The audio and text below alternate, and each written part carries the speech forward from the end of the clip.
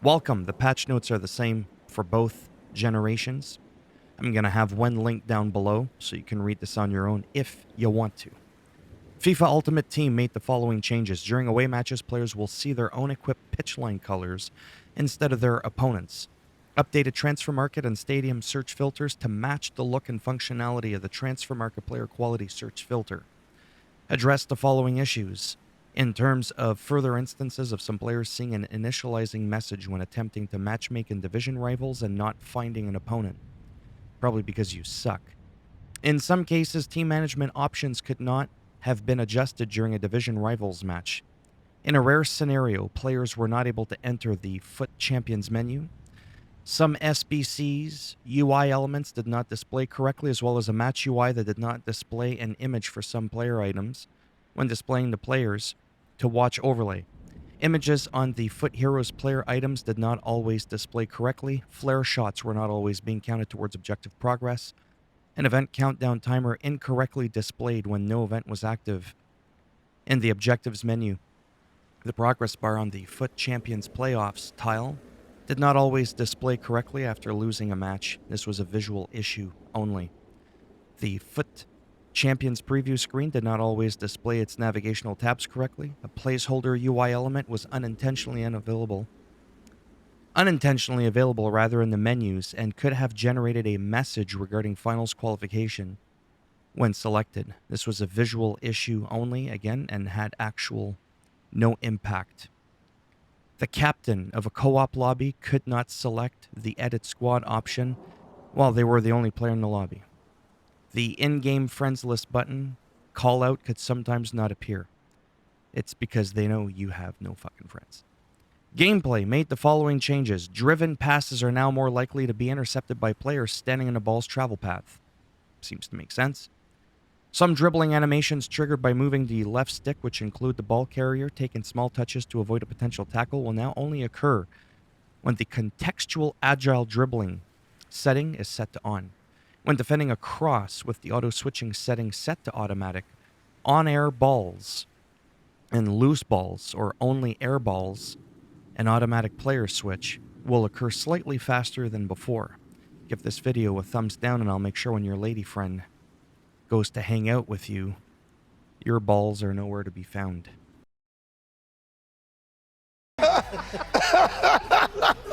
Come on, man. Reduced shooting assistance when attempting a shot in situations where the goalkeeper is positioned closely to either one of their posts. When playing matches with the defensive corners custom tactic sliders to 1 or 2 bars, more players will now be positioned outside of the box and at the halfway line. Improved AI teammate defensive making during short corner scenarios. Added more variety to the types of shots the CPU AI can perform. In a situation where a jockeying defender is nutmegged, I don't know why that sounds funny, they'll no longer perform an animation in which they slip while turning.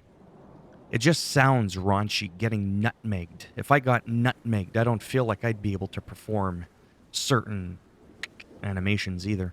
Reduced the frequency of CPU AI slide tackles. Removed some lunging animations that could occur when the control player was attempting to block a ground pass or a short lob pass.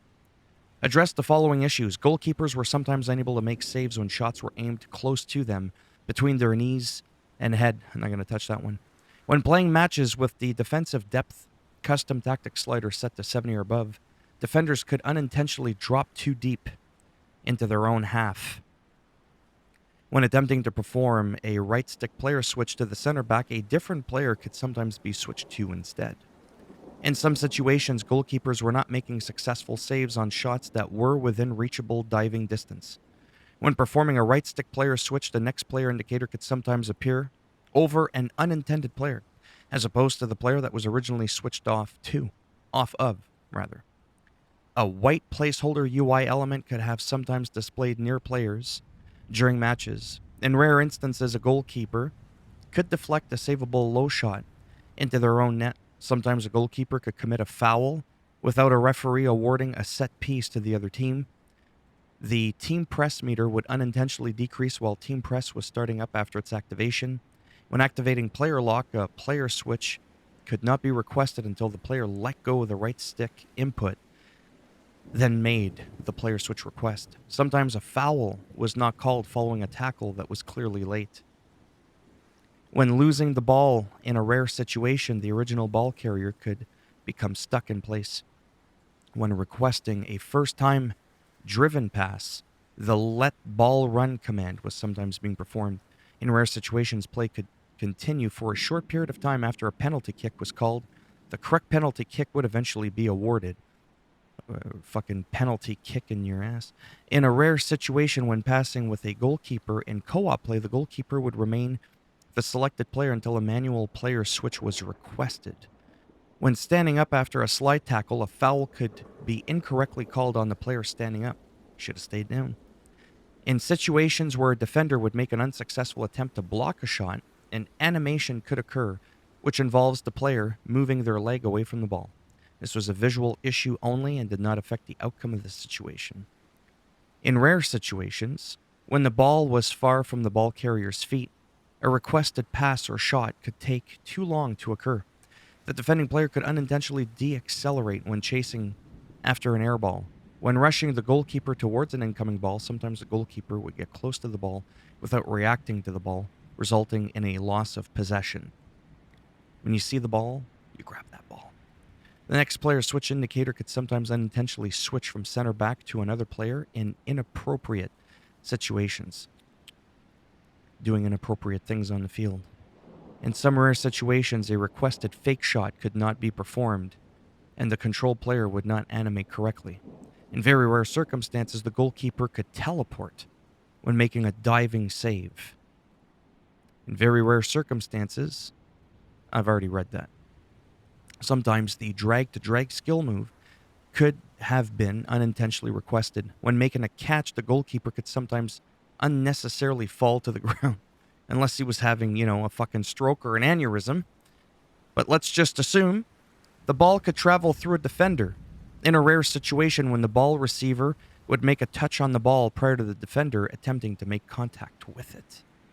When performing a clearance, the ball would not always travel as far as intended. Players could sometimes stumble in inappropriate situations. A goal celebration could rarely get stuck, repeating over and over, resulting in a delayed continuation of the match. Maybe the person just wanted to rub it in. In some situations, the CPU AI, as opposed to the player AI. Oh yeah, I guess that makes sense. The CPU AI would not attempt to win the ball back. The CPU AI team could sometimes take too long to perform a free kick. When the ball was received via chest, following a lobbed pass, it could bounce high enough in the air to cause unintentional player switching. Addressed potential stability issues that could occur during a penalty shootout. Addressed an issue with a competitive master switch, which allowed players to play online with contextual agile dribbling, assisted jockey, auto clearance, auto shots, and auto flare pass turned on, which was not intended. Career mode addressed the following issues. Youth players could have been generated with unrealistically proportioned arms. Oh, I have to. Come on. If you give this video a thumbs down, I'm going to make sure, you know what I'm saying, is unrealistically proportioned. Okay? And along with the nuts gone from earlier, that's it. You're going to have to change your pronoun.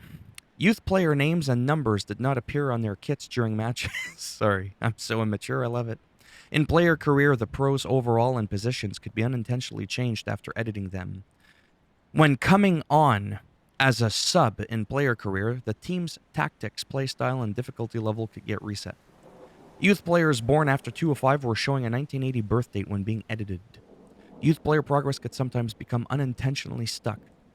In some cases, renewed contracts could apply to players with 1 year less than what was agreed upon in the negotiations. Editing a player's boots could sometimes result in them wearing gloves. It's kind of funny. Volta Football made the following changes. During matches, the skill meter now displays which actions contributed towards its build-up. Added 2 new stadiums. These will only be available after a server update. Added 4 party games to Volta Arcade. These will be available following a server update. Addressed the following issues in rare situations. Some players could not matchmake the Volta squads when grouped together. When viewing the season progress pop-up, the correct level was not highlighted on the UI.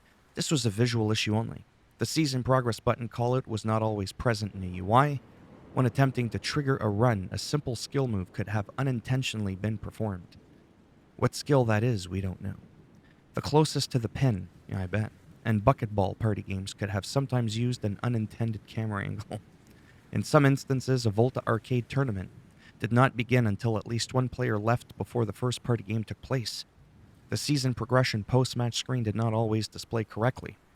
Pro clubs made the following change: slightly reduced the reactions of CPU AI teammates when attempting to contain a player who's dribbling. This change only affects CPU AI teammates on teams with human players and does not affect practice matches. Address the following issue. The customized tile did not always display correctly. General Audio and Visual made the following changes, updated some kits. Stadia sound effects, celebration, ad board, sound effects, broadcast packages, stadium announcer lines, crowds, and balls. Added and updated a total of 124 star heads. This will be available after a server update. Last but not least, addressed the following issues when changing the right stick input in accessibility settings. Some part of the UI could not be navigated. Some typos were present in the UI. EATV videos did not always have sound. I'm struggling to contain a sneeze. Some main menu tiles did not always display the intended content. The parental control settings were not always available through FIFA Playtime. Addressed some potential stability issues.